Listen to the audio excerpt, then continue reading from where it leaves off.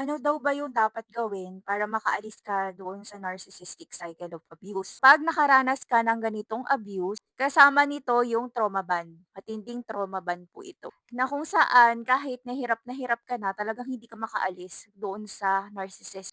Effect po kasi yon ng pag-activate ng dopamine reward system sa brain po natin, which is ka-equivalent po ng mga tao na nakakaranas po ng substance abuse. So imagine niyo po yung ganong klaseng condition na ka-level ninyo yung merong substance abuse problem.